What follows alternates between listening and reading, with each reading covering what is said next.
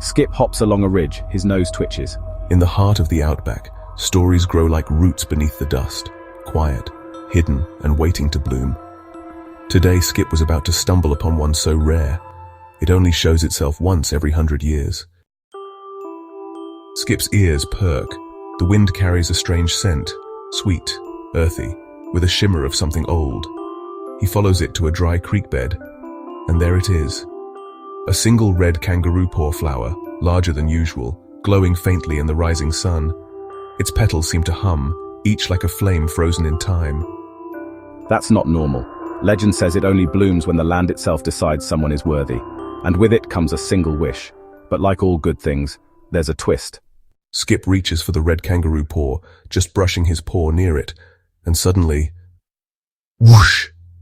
The wind whips around him. The flower begins to glow brighter. Everything around him changes, shimmering, dreamlike. Shadows stretch. Time seems to bend. This was no ordinary flower. The red kangaroo paw was ancient, alive. It didn't grant wishes lightly.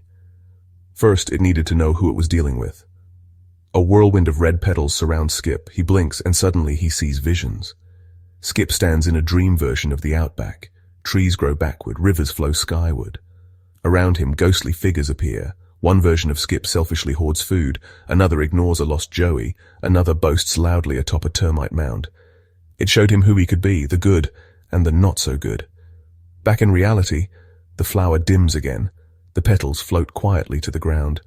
Skip stares, wide-eyed, breath caught in his throat. "All right then, you're testing me." Long ago, the red kangaroo paw was planted by a spirit traveler who wished to share beauty with the world. But when greedy hands tried to pluck it for power, the flower learned a lesson. Give a gift, but test the heart. There are images of creatures making selfish wishes. One grows too tall and is struck by lightning. Another hoards food and is swallowed by the desert. But a young wallaby once wished for rain for her mob, and it came. You get your wish, but it reveals who you truly are. Skip stands before the flower and the wind quiets. The Outback seems to lean in, listening. He takes a breath. Skip thinking aloud. All right, one wish, just one. I could wish for endless bush snacks, or for Aunt Dot to stop telling me off, or... He looks at the horizon. Or I could wish for something bigger, something that helps more than just me. He remembers Maureen, the buffalo's dry waterhole, and the lost Joey last week, scared and alone. Skip's tail tapped, his ears twitched, and in that moment the flower knew. Skip leans close, his voice is soft. I wish that all creatures out here have what they need: water, shelter, safety, even the grumpy goannas. The flower pulses once with a red glow, then folds in on itself like a closing hand. A breeze lifts the petals into the sky. They shimmer and vanish. Moments later, the wind shifts. Thunder rumbles far off, and a scent of fresh rain on dry earth fills the air. The wish had been granted, and in return, the Outback sighed with relief. Because sometimes, the land just needs to know you're still listening. Skip turns to leave, but finds something in his paw, something he didn't take. A single red petal, glowing faintly. And on the other paw finds the rusty key he'd collected earlier, now made of solid gold.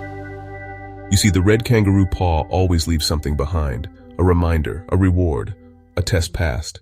Guess it pays to be nice, and just a little bit nosy. Skip hops into the distance, the clouds beginning to gather above. A soft rain begins to fall behind him as the Outback exhales. The flower would not bloom again for another 100 years. But the wish had already taken root. Thanks for watching another legend from Skip's Storytime. Don't forget to like, subscribe, and keep your eyes open, because even a flower can change the world.